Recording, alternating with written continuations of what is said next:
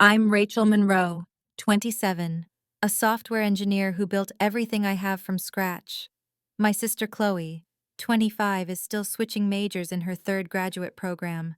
Last week, our parents surprised her with a brand new Bentley, worth over $200,000.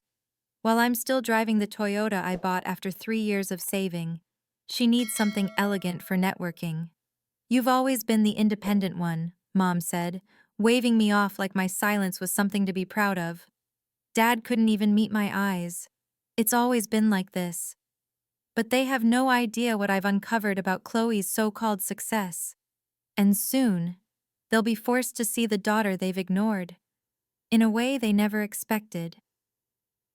Before I take you through the story that changed everything for my family, let me know where you're watching from in the comments. If you've ever been the overlooked one, the dependable one, hit that like button.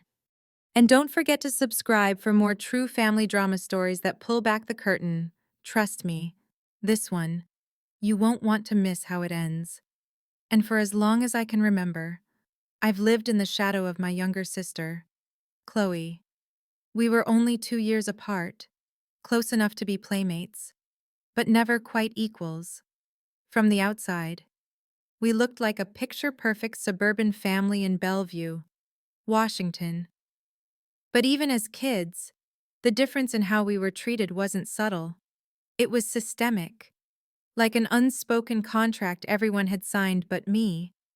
I was the reliable one, the quiet achiever, the girl who colored inside the lines, who remembered dentist appointments, who kept secrets and followed rules.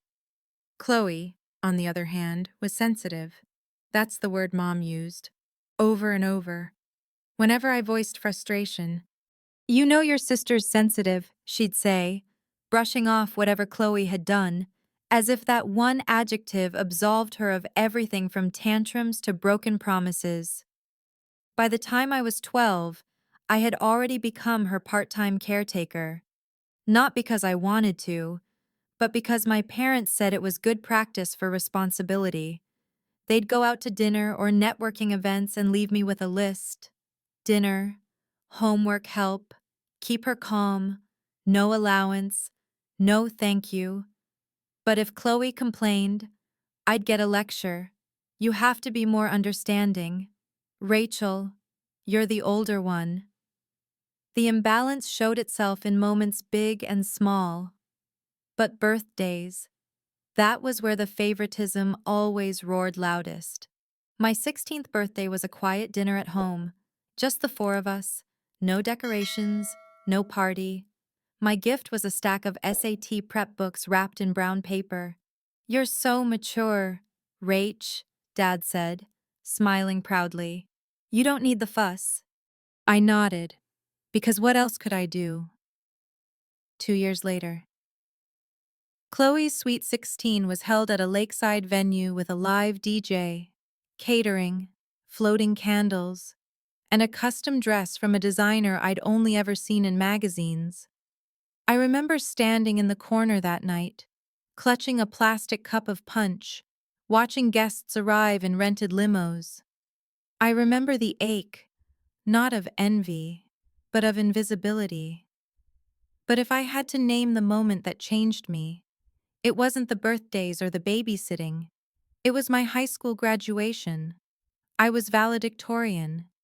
I'd spent weeks writing and rehearsing my speech.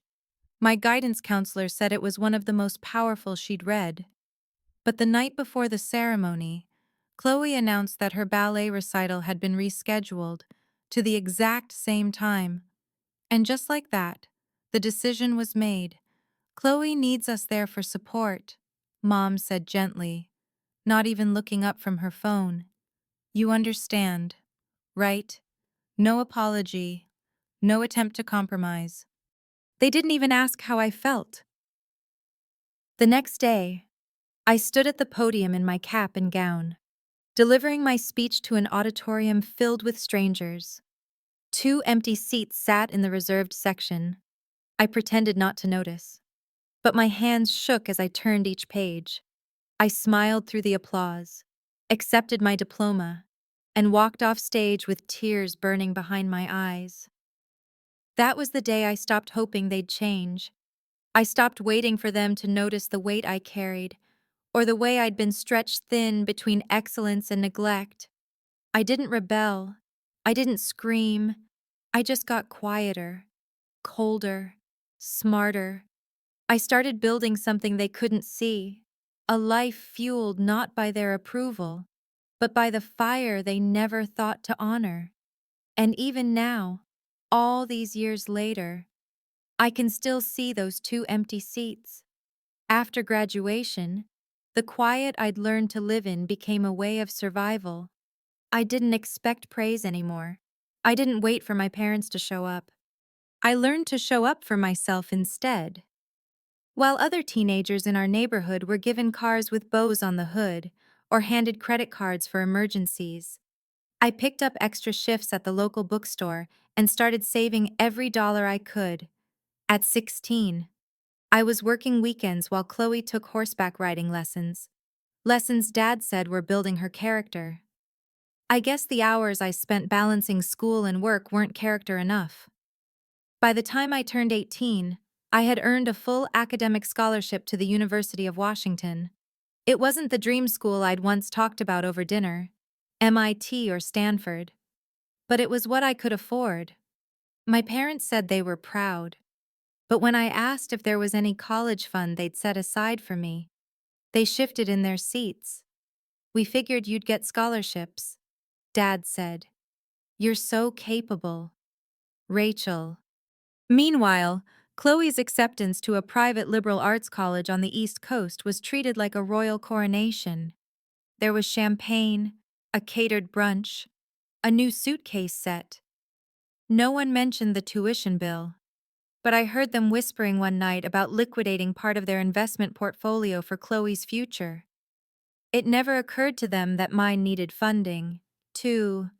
College, for me, was freedom, but not the romantic kind. I didn't party or spend weekends on road trips. I lived in a crammed apartment with 3 roommates and spent nights eating ramen while debugging code on my secondhand laptop. While Chloe discovered herself through art history, then psychology, then communications, I built a coding portfolio, taught myself new languages, and applied to every internship that would take me.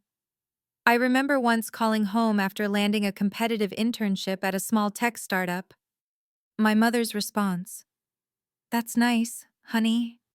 Have you heard Chloe was voted most creative in her dorm?" That startup job turned into an entry-level offer after graduation. The salary wasn't much, but it was enough to cover rent, groceries, and the mountain of student expenses my scholarship hadn't touched. I spent the next 5 years buried in 70-hour work weeks, saying yes to every project, every stretch assignment, every chance to prove that I was worth betting on. I watched colleagues rise quickly thanks to family connections and whispered referrals, while I climbed one rung at a time, earning every promotion through sheer force of will. No shortcuts, no handouts, just grit. Meanwhile, Chloe's path played out like a curated Instagram reel. Her post-grad years were a blur of shifting careers and sponsored experiences. She interned at a gallery for 2 weeks, then quit because the energy felt toxic. She tried PR, then interior design, then said she was taking time off to reconnect with herself. Every pivot came with support and funding from home. When she posted pictures from Santorini or Bali, there were always comments from our parents beneath them. "So proud of you, sweetheart," or "You deserve the world." I stopped checking her feed after a while. It only reminded me of what I never got. Last Christmas, we all gathered at our parents' house for the holiday dinner. Chloe arrived in a designer coat, carrying gifts wrapped in metallic paper and tied with velvet bows. She handed out boxes of perfume, jewelry, and high-end gadgets. My gift from Mom and Dad was a professional planner and a set of kitchen knives. "For our practical girl." Mom smiled. "You always love useful things." I nodded. not trusting my voice. The knives were good quality. The planner was sleek, but they weren't gifts of affection. They were symbols of utility, of being useful, not loved. By then, Chloe had moved into a luxury apartment in downtown Seattle, rent paid monthly by our parents. She was focusing on her MBA and taking much-needed trips to recharge. When I asked Mom if they'd co-sign a student loan refinancing for me to help lower the interest rate and not pay it, she hesitated. "We need to maintain flexibility in case something comes up," she said. I later found out they'd just covered a Botox appointment for Chloe the week before. I know how it sounds. Petty, jealous, like I'm keeping score. But it's not about the planner or the Botox or even the money. It's the accumulation, the years of being seen only as the strong one, the one who doesn't need, doesn't ask, doesn't break. It's the way my success is labeled expected, while Chloe's mediocrity is celebrated like a miracle. It's the silence that follows my wins, the absence that greets my struggles. Sometimes, I wonder if they even know who I am. Not the daughter who gets things done, but the woman behind that title, the one who has learned how to survive on crumbs, how to smile through dismissal, how to build something beautiful in the dark. I don't need a party or a bow-wrapped car, but is it too much to want to be seen? The answer, at least so far, has been silence, and silence, after a while, becomes its own kind of answer. It started with a text, harmless, casual, like every other family dinner invite we'd gotten over the years. Family night this Friday. Dad's grilling. Chloe's bringing dessert. Mom wrote. I didn't think much of it. These dinners had become routine, once a month. I'd drive from my apartment in Capitol Hill back to our parents' house in the Bellevue suburbs, make polite conversation, and pretend I didn't notice the way every conversation eventually orbited around Chloe. Sometimes it was her classes, other times, her friends. Lately, it was her MBA. That night, I pulled into the driveway a few minutes late. The lights were already on. The air smelled like marinated steak and blooming lilacs.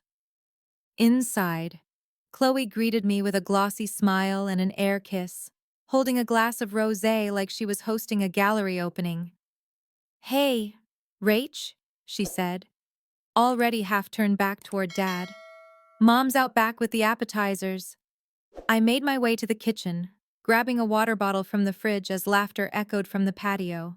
Mom was buzzing around, refreshing drinks before they were empty, tossing out compliments, and laughing a little too loudly at Dad's recycled jokes. Chloe, dressed in designer jeans and a silk blouse, kept checking her phone, exchanging glances with both of them as if she were waiting for a cue I hadn't been given. During dinner, Dad asked how my new project at work was going, an algorithm I'd spent months refining, but his eyes kept darting to his watch. I explained the concept anyway, even as I realized no one was really listening. Chloe scrolled through her phone under the table. Mom cut me off halfway through to ask Chloe if she remembered to bring the cheesecake. Dessert came and went, and then Dad cleared his throat. Let's step outside for a minute. We have a little surprise. His tone was light, but something about it felt rehearsed. I followed them out to the front yard, where the soft glow of the porch lights met the deep blue of a spring evening. That's when I saw it. Parked in the driveway, gleaming under the street lamp, was a Bentley Continental GT, British racing green, chrome detailing, red bow on the hood. I froze. The car looked like it belonged in a luxury magazine, not in front of my parents' modest suburban home. I didn't even have to ask. Surprise. Sweetheart. Mom beamed, holding up a key fob with the Bentley logo. We know how hard you've been working on your MBA. Chloe gasped theatrically, covering her mouth with both hands before bouncing on her toes like a child on Christmas morning. Oh my God. I can't believe it. It's exactly what I wanted. How did you know I stood still? My breath caught in my throat. I tried to keep my expression neutral as my palms curled into fists. Dad chuckled, puffing up with pride. Only the best for a girl making big moves. This will make the right impression when you're meeting with business contacts.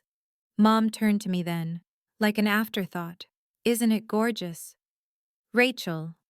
It's certainly expensive, I managed. My voice was calm, steady. I'd practiced that tone for years, the one that hides everything. That's when she said it. Chloe needs this car for her career networking. And you earn your own way. You've always been so independent. She waved her hand, the same gesture she always used to smooth over discomfort, the same one that said, "Let's not make this a thing." Dad couldn't even meet my eyes. He was already explaining the car's specs to Chloe, who didn't care about horsepower or torque. She cared about being seen. "Take your sister for a spin," Mom suggested brightly. But Chloe was already halfway into the driver's seat, her phone back in hand. Rain check. She called out, "I promised my study group we'd celebrate our project grade." She peeled out of the driveway a minute later, the engine humming like a promise I was never given. I made my excuses soon after. Something about an early meeting. The truth was, I needed to get out of there before the silence inside me turned to something louder. My Toyota Corolla, the one I'd saved 3 years to buy, was parked a few blocks away because their driveway was full. The drive home was a blur of streetlights and unspoken pain. My apartment felt smaller than usual that night. The furniture I'd pieced together from Craigslist and IKEA looked suddenly juvenile, like props in a play about making do. I stood in the kitchen, gripping the counter, trying to breathe. The Bentley wasn't just a car. It was a message. A confirmation. That in their eyes. Chloe was still the one worth celebrating. And I was just reliable. I didn't cry right away. Not until I sat on the edge of my bed and saw, in my mind, the look on Chloe's face as she held the keys. The same girl who had never worked more than 3 months in her life, rewarded again. While I have, after years of sacrifice, got a lecture about independence. That night, I didn't sleep. I just kept thinking one thing, over and over. If that's what love looks like in this family, maybe I've been surviving on scraps. I wish I could say I let it go, that the Bentley was just another reminder, and I tucked it away with the rest. But something shifted that night. It wasn't just the extravagance of the gift. It was the way my parents looked at her. Like Chloe had become everything they'd ever hoped for. And the way they looked at me, if they looked at all, like I was already finished, a success story with no plot twist left. A few days later, I met my best friend Leah for coffee. We've had the same corner table at a little cafe in Capitol Hill since college. Mismatched furniture, overpriced espresso, and a tiny windowsill full of half-dead succulents. Comfort in every imperfection. I stirred my coffee absently, recounting the dinner in clipped, disbelieving tones. A Bentley. Leah blinked. That's not just favoritism. Rach. I don't even have a word for that. That's insane. I know. I kept my voice low, almost ashamed of how much it still hurt. And it's not about the car. It's never just about the car. Leah nodded, then leaned in. Have you thought about therapy again? Maybe family counseling? Different therapists this time? I hesitated. We'd tried that, years ago. The last therapist had gently suggested that the dynamic between my parents and Chloe was creating long-term emotional harm. My parents never booked a second session. I'm not sure they'd go, I said. And honestly, I don't think anything would change. I'm starting to think it's just who they are. Leah tilted her head, watching me. So what are you going to do? I didn't have an answer then, but her question haunted me all the way home. Later that night, I brought it up with Michael over dinner. He comes from a family where support isn't a performance, it's a given. There are no golden children or forgotten ones, just siblings who know they're loved. They bought her a Bentley, I said, slicing into my leftover stir-fry with more force than necessary. Michael looked up slowly, setting his fork down. Wait, like, the actual car, not a model or a joke. No, an actual Bentley. In the driveway, with a bow. For her MBA. He blinked. That's absurd. I exhaled, finally letting my shoulders drop. They wouldn't even co-sign my student loan refinance. Not pay it. Just co-sign. Michael reached across the table, his hand warm over mine. Rachel, this isn't about you not being enough. It's about them refusing to see what's always been right in front of them. I wanted to believe that. But it's hard to unlearn a lifetime of being overlooked. I know that, I said softly, logically. But emotionally, it still feels like I'm less. Michael squeezed my hand. You're not less. You've just been surviving in a house where love had conditions. Maybe it's time to decide what kind of love you'll allow from now on. That night, I lay in bed replaying everything. The Bentley, the laughter, Chloe's fake surprise, the way Dad said, only the best for a girl. And I couldn't stop thinking, how was she affording the rest? Because the Bentley was flashy, sure, but it wasn't the only thing. Chloe's social media had been different lately, more polished, more extravagant. Chanel handbags, front row concert seats, last-minute weekend trips to Aspen, dinners at restaurants where entrees cost half my rent. It didn't make sense. Her MBA was full-time, and she wasn't working. My parents were generous, but even their generosity had limits. Or at least I thought it did. I'd asked her once, months ago, about one of the men she'd posted in a photo with. A sleek, sharply dressed guy standing beside a Rolls-Royce. She brushed it off with a laugh.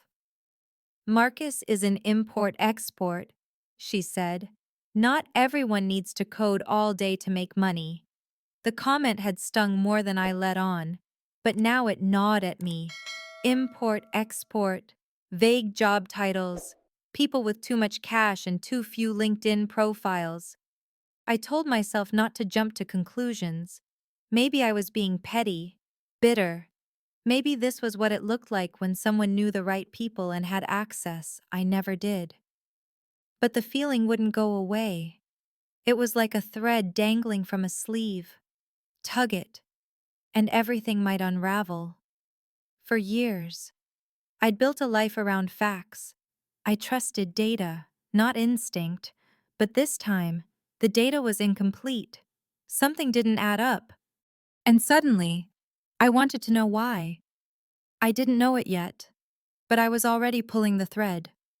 The morning after that conversation with Michael, I sat at my kitchen table with a legal pad, a cup of coffee, and an uneasy feeling I couldn't shake. I wrote Chloe's name at the top of the page, then drew a line straight down the center. On the left, I listed every known source of income our parents support, any part-time work she might have mentioned, and her MBA stipend, if one even existed. On the right, I listed her visible expenses, based on what I'd seen online and heard in passing. Chanel bags, Aspen trips, first-class flights, designer outfits, a $200,000 Bentley. It didn't take a finance degree to realize the math didn't work. Not even close. I told myself I was just curious, that I was being cautious. But as I pulled up Chloe's public Instagram, then her tagged photos, Then her comments from friends I didn't recognize. I felt something cold start to settle in my chest. There were new names. People who looked more like influencers than classmates. Captions filled with vague ambition. Making moves, power dinner, network equals net worth, poses in high-rise apartments, luxury hotel rooms, rooftops that didn't belong to anyone in our family. That afternoon, I remembered something else. A stack of unopened mail I'd seen at our parents' house last Thanksgiving, one of them from a cell provider neither of them used.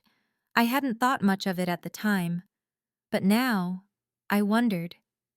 A second phone. Why would Chloe need that? The questions wouldn't stop coming. So I did what I've always done when something doesn't add up. I started investigating. I wasn't reckless. I didn't hack anything. But I knew how to search, how to connect dots. I started with public records, business directories, social media metadata. Chloe had never been careful online. Her passwords were always predictable. Our childhood dog's name, plus her birth year. I didn't use them to access anything private, but I did use what I knew to map her connections, location tags, and the frequency of her posts. Then I found the second account. It wasn't under her real name, but it was her. A curated feed of nightlife, parties, close-up photos of crisp $100 bills on glass tabletops, luxury cars, and cryptic captions. Nothing illegal on its face, but plenty of implications. One photo caught my attention immediately. Chloe, in the passenger seat of a black McLaren, holding what looked like a duffel bag between her feet. The caption read, "Quiet wins make the loudest impact." The comments were filled with flame emojis and usernames I didn't recognize. Then came the photo with Marcus. This time, they weren't posing. They were at a cafe in downtown Seattle, seated across from two other men. The image had been taken from a distance, likely by someone else, and tagged on Marcus's account before being deleted hours later. But it was still cached in search results. I saved a copy. Then I dug deeper. Marcus Delgado. No verified social profiles. But his name showed up in an old news article, connected to an investigation involving financial fraud and offshore accounts. Never charged. The article was buried, barely indexed. But it was there. By now, it wasn't just about money. It was about patterns, behavior, risk, and a growing fear that Chloe wasn't just living off our parents' generosity. She was living a life that had been made possible by something darker. I didn't know how far it went. I didn't know if she was being manipulated, or if she had become something more than reckless. But I knew I couldn't ignore it. That night, I called Leah again. "I think she's in trouble," I said quietly. "Like drugs?" she asked. "Maybe. Maybe money laundering. I don't know. But something's off. Really off." There was a long pause. Then Leah asked the question I'd been dreading. "What are you going to do?" I stared at the notebook in front of me. Chloe's name still circled at the top. Underneath it, my own handwriting. Neat, precise, unmistakably mine. Outlining a life of luxury that shouldn't have existed. "I think," I said slowly, "it's time to stop giving her the benefit of the doubt." And just like that, the thread I'd been pulling gave way. Behind it was something bigger than I'd imagined. I wasn't just the overlooked sister anymore. I was the only one paying attention. It took me 3 days to make the decision. 3 days of staring at printouts, screenshots, scribbled notes on a legal pad that I kept tucked beneath my bed. I wasn't sleeping much. Every time I closed my eyes, I saw Chloe's hands on that Bentley steering wheel, her smile wide and practiced. I heard Mom's voice again, soft and dismissive. "You've always been so independent." That line used to feel like a compliment. Now it sounded like an excuse. The more I dug, the more certain I became that this wasn't just bad judgment. It wasn't just Chloe falling in with the wrong crowd. The evidence was still circumstantial, yes, but it had weight: photos, locations, names, patterns that didn't belong in a student's life. The way she never kept a job for more than a few weeks. The second phone, the burner accounts, the vague references to projects and private consulting. Everything pointed to something illegal, organized. And the scariest part, I wasn't sure if my parents were completely in the dark or just refusing to see what was in front of them. That's when I did something I never thought I'd do. I opened a private browser window, connected to a secure VPN, and searched for how to submit evidence anonymously to federal investigators. It felt surreal, like I was slipping into someone else's life, a person who turned their own family in. But I wasn't turning anyone in. Not yet. I was asking for help. I composed the message slowly, carefully. No names, no accusations, just a summary of what I'd seen. Patterns of suspicious behavior, associations with known individuals, financial inconsistencies. I included a few publicly available photos, noting connections that someone with more authority could investigate. At the end, I wrote, "If this is nothing, I'll walk away. But if it's something, I need to know that someone is watching, because right now, no one else is." I hit send. The next day, I received a reply from an agent named Karen Holt from the FBI's Financial Crimes Division. Her message was short, professional, and direct. She asked for a secure meeting. I agreed. We met in a quiet corner of the public library 2 days later, seated at a table surrounded by dusty encyclopedias no one had touched in years. I expected suspicion, coldness, maybe even disbelief, but Agent Holt listened. Carefully, she asked smart questions. She took notes, never interrupting, never rushing me. When I finished, she looked me in the eye and said, "We've been watching some of the names you've mentioned. Your sister isn't on our radar. Yet. But based on what you've shared, she's circling people who are—" I exhaled, relief and dread tangled in my chest. "She's my sister," I said softly. "I don't want to destroy her life." Agent Holt nodded. "You're not. If this is what it looks like, she's already on that path. What you're doing is making sure she doesn't take anyone else down with her." That night, as I walked back to my car, I noticed something that made my breath hitch. A long, thin scratch across the passenger side of my Toyota. I bent down slowly, tracing the line with my fingers. It hadn't been there the day before, and near the end of the scratch, carved into the paint, was one word: snitch. I stood there for a long time. The parking lot was quiet, empty. But I didn't feel alone. I reported it immediately. Agent Holt asked if I felt safe. I lied and said yes. But the truth was, someone knew. Someone had seen me, or heard something. And whoever it was, they weren't subtle. The next morning, I received a text from an unknown number. "You're not as clever as you think. Stay out of it." That was the moment I understood something fundamental had changed. This wasn't about family anymore. It wasn't about hurt feelings or favoritism or even the Bentley. This was something bigger. And I had crossed a line I couldn't uncross. I closed the text, took a breath. Then I did what I always do when I feel fear. I turned it into resolve. I wasn't just the girl who watched from the sidelines anymore. I was the one who saw the truth and refused to look away. It all unraveled faster than I thought it would. 3 weeks after the scratch on my car, after the anonymous text and the quiet meeting at the library. Agent Holt called with an update. Her voice was calm, but I could hear the urgency behind it. We have enough to move forward. We're executing the operation this Friday night. We'll need your confirmation on a few last details. I sat at my kitchen table, nodding even though she couldn't see me. Okay, I whispered. What do you need? The next 2 days passed in a blur. I reviewed photos, locations, timestamps. I provided context. I confirmed names.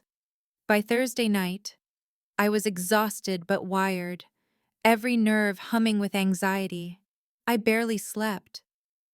The operation was scheduled for 7:00 p.m. in a luxury shopping plaza just outside downtown Seattle. Chloe was supposed to meet Marcus Delgado and 2 other associates near the service entrance. It was subtle, controlled. According to the information Chloe had unknowingly broadcasted online, she was carrying a high-end designer bag that would be used to transfer cash. It would look like nothing more than a purchase. But to the FBI, it was the final piece. I wasn't part of the sting. I was there only to observe. Tucked in the back of a surveillance van with darkened windows, heart pounding as I watched the live feed from multiple angles. Cameras were placed on rooftops, in storefronts, even across the street in a delivery truck. The agents were disguised as mall staff, passers-by, and valet attendants. At 7:08 p.m., Chloe pulled into the lot, right on schedule. She looked flawless. As always. Hair perfect, heels clicking across the pavement, bag swinging lightly in her hand like she had nothing in the world to worry about. That image stayed with me. The casual elegance of someone who had no idea her entire life was about to shatter. Delgado arrived 2 minutes later, followed by 2 men we hadn't identified, but who matched the profiles of known affiliates. They greeted Chloe like old friends, laughing, back-patting, business as usual. And then Agent Holt gave the signal. Go. Everything happened in seconds. Agents closed in from all directions. Plainclothes officers stepped from the shadows. Unmarked vehicles blocked exits. Federal agents' hands where we can see them echoed through the courtyard. Delgado raised his hands immediately. The other 2 men tried to run but were quickly tackled. Chloe, my sister, dropped her bag and bolted. I watched, frozen, as she sprinted toward the Bentley parked near the far end of the lot. She reached the door, flung it open, and started the engine. Screeching tires echoed as she reversed, swerving toward the exit, nearly hitting 2 officers. For a split second, I thought she might escape. She didn't. The chase lasted 17 minutes, down city streets, through yellow lights, into the early spring traffic. The Bentley weaved recklessly, dodging cars, taking illegal turns. It ended on an overpass, where she lost control trying to make a sharp exit. The car spun out, crashing into a guardrail. Airbags deployed. Smoke rose. She was pulled from the wreckage, unharmed but hysterical, screaming about her rights, about entrapment, about how none of this was fair. I watched the footage from the feed as she kicked at the inside of the squad car, her mascara smeared, her voice hoarse. That night, Agent Holt called again. She's been processed. She asked to speak with your parents. We're notifying them now. If you want to be there when they arrive, this might be the moment they need to hear the truth. I arrived at the station before them. I sat in a plain waiting room, the overhead light too bright, the walls too white. A vending machine hummed softly in the corner. My hands wouldn't stop shaking. My parents arrived 20 minutes later. Mom still had her apron on, like she'd come straight from the kitchen. Dad looked pale, his usual authority nowhere in sight. He was holding his phone like it might explain what was happening. They saw me before they saw anyone else, Rachel Mom asked, her voice tight. Why are you here? What's going on? I stood slowly. We need to talk. The conversation that followed was the hardest one I've ever had. Not because I didn't know what to say, but because I did. Because I'd lived it. Because I'd carried it alone for too long. I told them everything. The surveillance, the investigation, the threats. The moment I realized they were in danger. Too. Their faces changed slowly. Confusion gave way to disbelief. Then disbelief to something else. Betrayal. You turned in your own sister, Mom whispered. Stepping back. She was using your names. I said, voice low but steady. She was using Dad's identity to register accounts. If she had been caught without me warning someone, you both could have been arrested. They didn't speak. Not right away. Not until they were shown the evidence. Photos, financial records, phone logs, surveillance stills of Chloe making exchanges with known criminals. The truth didn't ask for belief. It stood on its own. And as it did, I watched something shift behind my parents' eyes.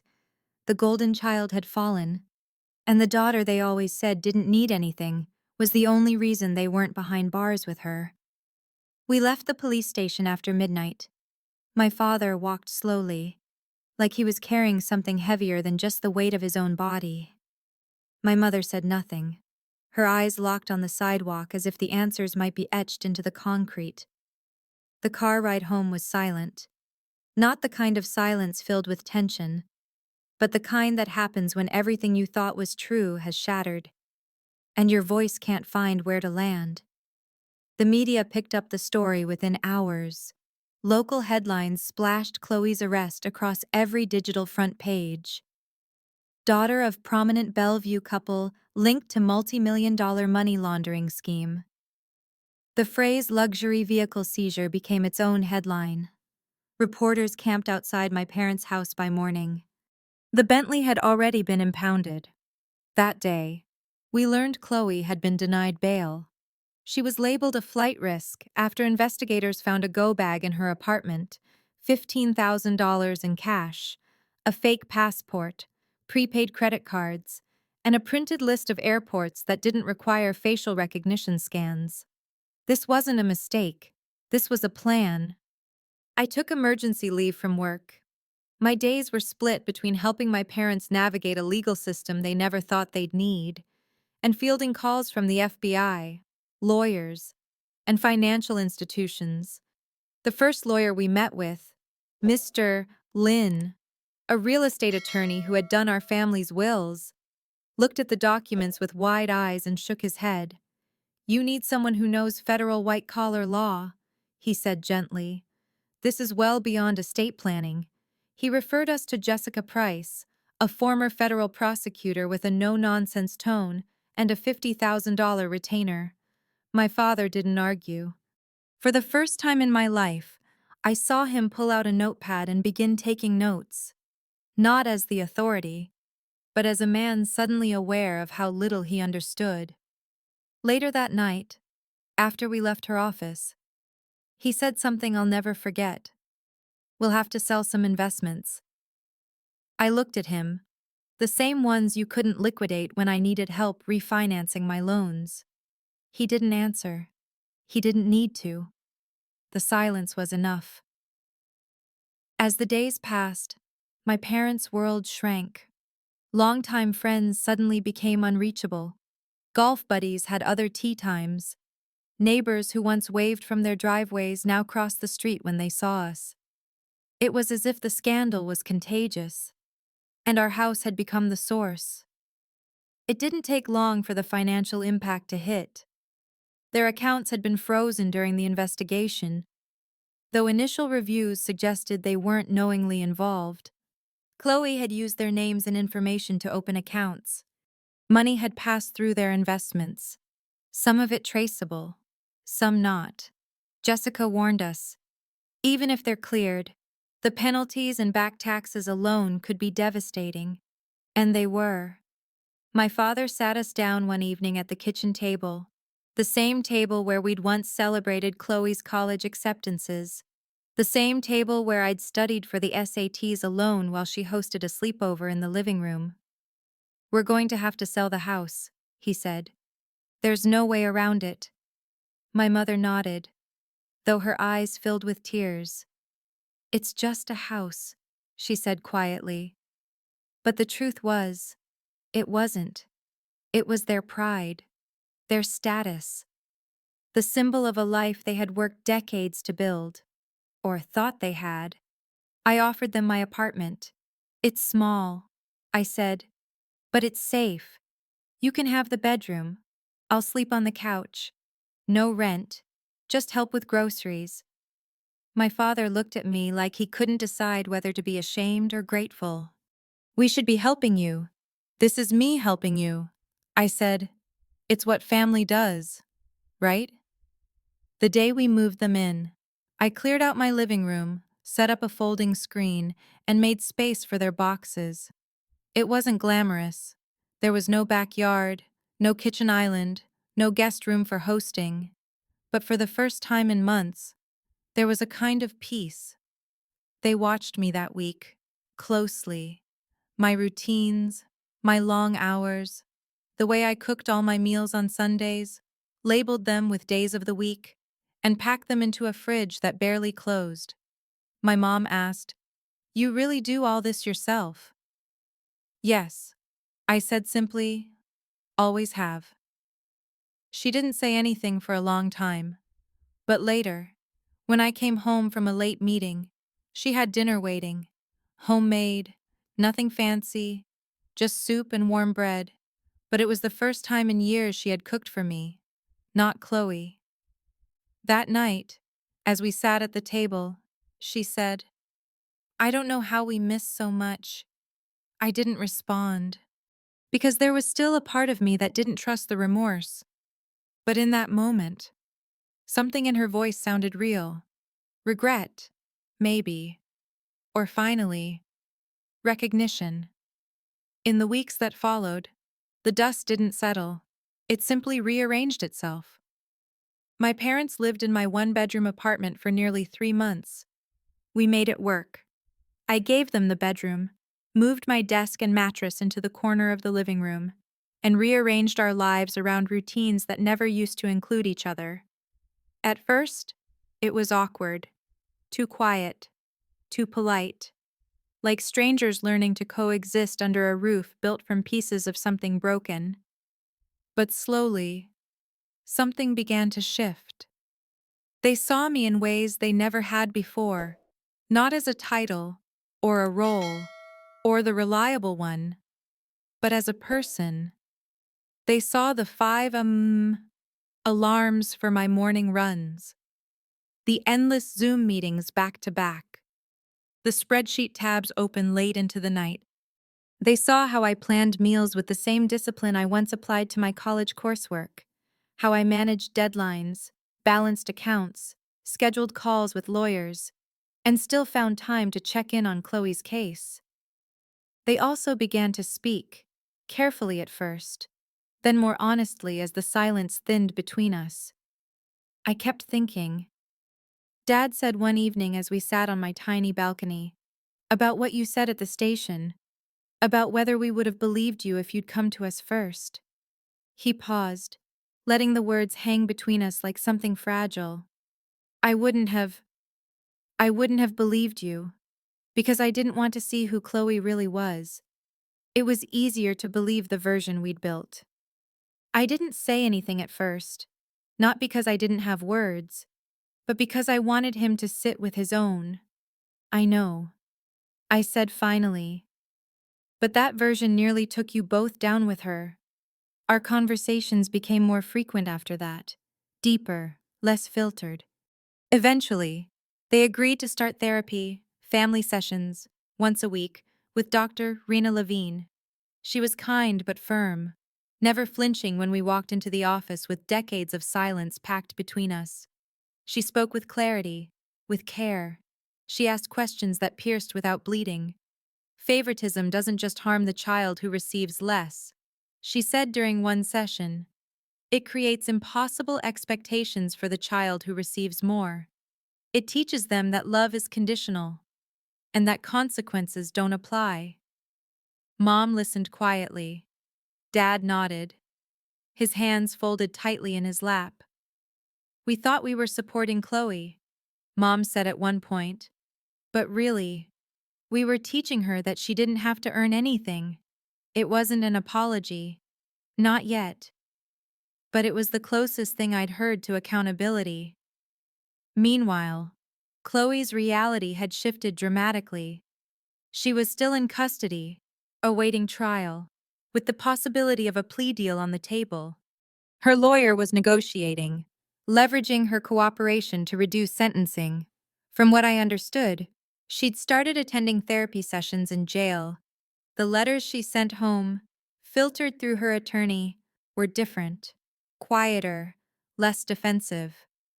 In one, she wrote, "I liked the lifestyle. I liked how people looked at me. I felt important. I felt seen." But underneath that, there was a line that caught my breath. "I never felt like enough until someone gave me something expensive. And then I just kept chasing that feeling." I read that sentence more than once, and I remembered every holiday where she opened something lavish, and I smiled through something practical. Every party she hosted that they attended, every milestone of mine that passed in quiet. And still, I didn't hate her. Because somewhere in all of this, I'd begun to understand that we were both shaped by the same dysfunction. I just responded differently. Michael stood by me through all of it. He helped my parents move in, sat with me in the courtroom, waited outside therapy sessions, and made space for the mess without needing to fix it. One evening, after my parents had gone to bed and we were cleaning dishes together, he looked at me and said, "You're carrying the weight of a family that never realized you were the one holding the floor steady." I didn't cry. Not that night. But I did exhale like I hadn't in years. My parents eventually found a modest two-bedroom condo a few miles away. Small, quiet, no lawn to mow, no guests to impress, just enough. They moved out of my apartment with hugs instead of shame, gratitude instead of pride. And for the first time in my life, they didn't just say thank you, they meant it. A few weeks after my parents moved into their new condo, we received notice that Chloe had accepted a plea deal. 7 years, reduced from 15, with the possibility of parole after 5, on the condition that she cooperate fully with federal investigators. Her role had been clear enough. Courier, facilitator, she wasn't the mastermind, but she was the one who kept the system moving. And now, she would serve time for it. We visited her the following weekend. The detention center wasn't far, just a 40-minute drive. But emotionally, it felt like crossing into another country. Security checks, metal detectors, the harsh echo of every door that closed behind us. I'd never seen Chloe in this setting before. Stripped of luxury, no designer bag, no curated glow, just a faded orange jumpsuit, hair pulled back without effort, hands folded in her lap like she was trying not to take up too much space. She'd lost weight, her cheekbones more pronounced, her voice softer than I remembered. But what surprised me most was her eyes. They weren't sharp or defensive. They were tired. Tired in the way that truth makes you. "I didn't think it would go this far," she said, her voice barely above a whisper. "You knew it was illegal," Dad replied gently, but without sugarcoating. Chloe nodded, staring at the floor. "Marcus said it was just money, just packages. I didn't know." "Not really. You knew enough," I said, not with anger, just truth. "You knew enough to lie. You knew enough to hide things. That means you knew." She looked up at me for the first time. Really looked. I was jealous of you, she said. Your life seemed so stable, so earned. But I couldn't live that way.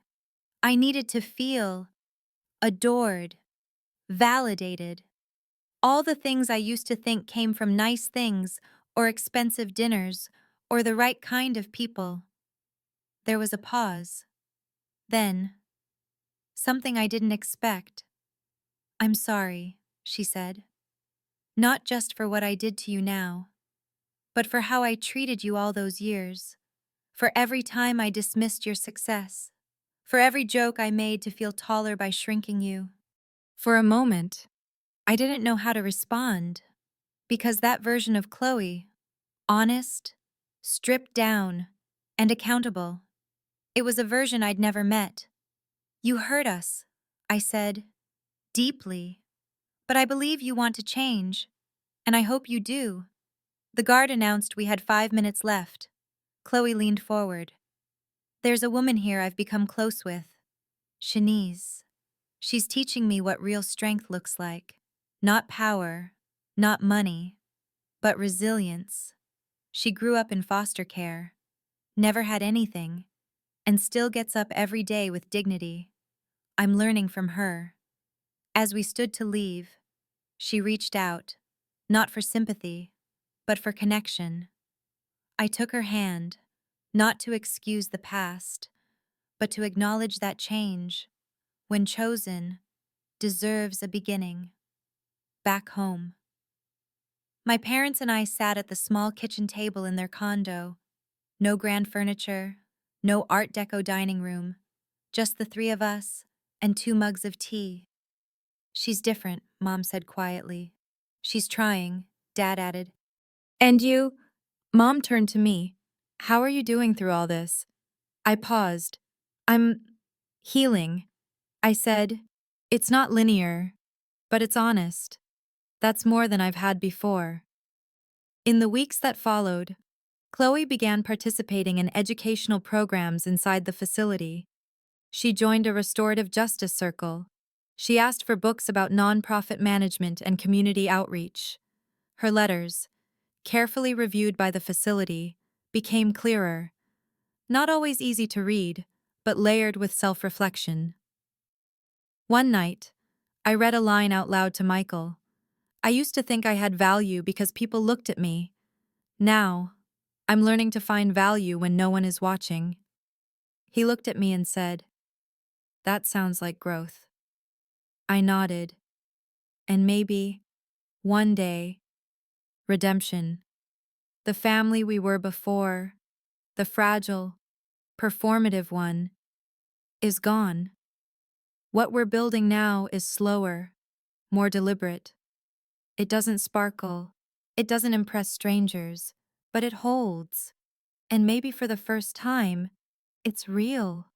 A year passed, quietly, uneventfully, in the best possible way. Chloe was transferred to a minimum security facility upstate after demonstrating good behavior and fulfilling the terms of her cooperation. She continued therapy, enrolled in a GED tutoring program for other inmates, wrote letters that no longer read like apologies, but like someone trying to build something better from the pieces that remained. Her words didn't ask for forgiveness anymore. They asked for honesty. Meanwhile, my parents settled into their new life with a kind of grace I hadn't expected. The modest condo they bought after selling our childhood home was smaller, yes, but somehow more grounded. There were no grand displays, no trophies on the mantle, just photos that actually meant something. One of me at my college graduation, one of Chloe and me as kids, playing in the backyard, framed not for presentation, but for remembrance. Dad returned to work, part-time consulting for a logistics firm run by a former colleague. He liked it. No pressure, no pretense, just good work and space to think. I should have done this years ago, he said one evening, as we folded laundry together at my place. Back then, it was all about titles, about what people thought when they heard our name. He looked up, but none of that helped when everything collapsed. Mom, surprisingly, transformed the most. What began as volunteer shifts at a local community center turned into a paid part-time role. She coordinated services for families in crisis, particularly those with adult children facing legal trouble. She started a support group, sat in circle after circle with parents who spoke through tears, shame, and exhaustion, and she listened. I know what it feels like to watch the child you protected turn into someone you don't recognize, she told me once, and I know what it feels like to wonder where you went wrong. Her empathy wasn't theoretical anymore. It was lived, raw, and useful. Financially, they were still recovering. The fines, the legal fees, the frozen accounts. It took a toll. But their relationship with money had shifted, too. When Dad received a bonus for completing a difficult project, they donated part of it to a prisoner education program Chloe had joined. It wasn't performative. It wasn't for redemption. It just felt right. As for me, the project I'd been managing the year Chloe was arrested finally launched, successfully. And with it came a promotion, a bigger team, more responsibility, recognition. Yes. But this time, it landed differently, because I wasn't building for their approval anymore. I was building because I knew who I was. Michael and I grew closer too. The chaos hadn't driven us apart. It solidified something between us. He'd been patient, present, and clear about what love looked like when life got hard. When he proposed, it wasn't over a five-star dinner or some grand spectacle. It was on a hike, just us, under the trees, quiet and still. The ring was a vintage sapphire from his grandmother. Beautiful, worn, full of history. It didn't sparkle like a showroom piece, but it carried weight. When we told my parents, they didn't ask about carats or cost. They asked how they could help. Do you want us to handle invitations, Mom offered? We're good at lists. Dad smiled. I can coordinate with the caterer. Logistics are still my thing. It was simple. No fanfare, no competition, just support. And for the first time in my life, there was no comparison. No mention of what Chloe might have done differently. No stories about how things used to be. Just joy for what was happening now. The family we are today doesn't look like the one I once tried so hard to earn love from. It's quieter, less impressive, but it feels stronger.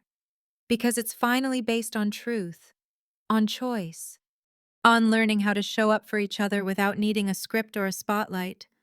And Chloe, she's still inside, still growing, still writing. Her latest letter said, "For the first time, I'm not counting the days until I leave. I'm counting the things I've learned before I do." Maybe that's what healing looks like.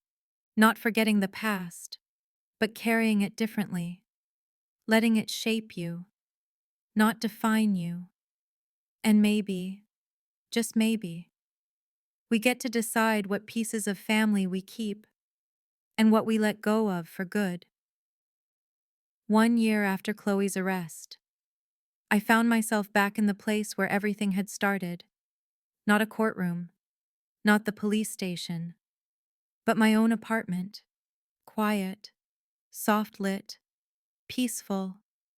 I sat by the window, a cup of tea cooling in my hands, watching rain blur the city skyline. And I thought about the version of myself that once sat in this same chair, the night of the Bentley. The girl who came home from that family dinner choking back tears, wondering how many more times she could be ignored before it finally broke her. She didn't break. She investigated. She confronted. She protected. She endured. And in the process, she rebuilt a family from the rubble of the one that nearly forgot her. The Bentley is gone now, confiscated by the government. auctioned to a stranger who will never know the story behind its gleaming paint. It's just a car again, not a weapon, not a wedge, not a symbol of favoritism or pain. In its place, something quieter remains. My parents, who now ask instead of assume, who offer help instead of hierarchy, who see me not as the one who needs nothing, but as the woman who needed to be seen all along.